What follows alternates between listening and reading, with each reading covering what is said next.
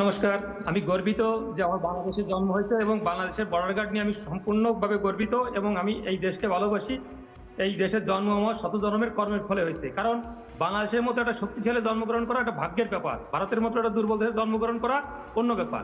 বিমল দা যে বললেন যে আমাদের যে বর্ডার গার্ডে যেটা করছেন আপনি যেটা বললেন, এখানে সীমান্তে নো ম্যানস ল্যান্ড এবং 0 পয়েন্টের একটা ডিস্টেন্স থাকে, তারপর তার নিজস্ব সেই নো ম্যানস ল্যান্ডে 0 পয়েন্টে 0 পয়েন্টে আপনারা বেড়া দিতে পারবেন না। 2 তারিখ যখন বেড়া শুরু করেন তখন আমাদের বর্ডার গার্ডের মানে আপত্তিতে আপনারা যে বেড়া বন্ধ করছেন তখন ছিল সেটা 0 পয়েন্টে। আপনারা আজকে বেড়া শুরু করছেন, ধীরগতিতে কাজ চলছে, কিন্তু সেটা 0 পয়েন্ট থেকে আপনাদের সীমানায় করছেন। আপনাদের সীমানায় বেড়া দেবেন না, পুকুর কাটবেন না, গাছ লাগাবেন, এতে বাংলাদেশে কিছু আসা যায় না। আর বাংলাদেশ নিয়ে আমি যেভাবে বললেন দুর্বল, সরিষা খেতে ট্যাঙ্ক দিয়ে করে, একবারও বলবেন না।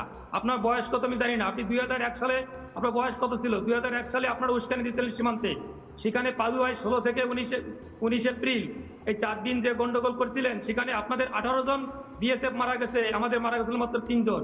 আপনাদের 2 জন বন্দী হয়েছে, আমাদের 1 জনের বন্দী হয় নাই। আপনাদের 2 জন আহত হয়েছে, আমাদের মাত্র 5 জন আহত হয়েছিল। মনে পড়ে না? লজ্জা করে না আপনাদের? বাংলাদেশ নিয়ে তাচ্ছিল্য করেন। 2001 সালে শিক্ষা হয় নাই, 2005 সালে 18 বর্ডারে গন্ডগোল করছিলেন, সেখানে আমাদের অ্যাসিস্ট্যান্ট কমান্ডার শ্রীমান জীবন কুমার। আপনি একজন হিন্দু, আমার সন্দেহ আছে আপনি নাম বাড়িয়ে বসেছেন। বাংলাদেশে কত বড় কারণে আমরা কি নাই? বিমল বাবু যে বললেন 2001 থেকে আপনার নামের পেছন থেকে বিবেকানন্দ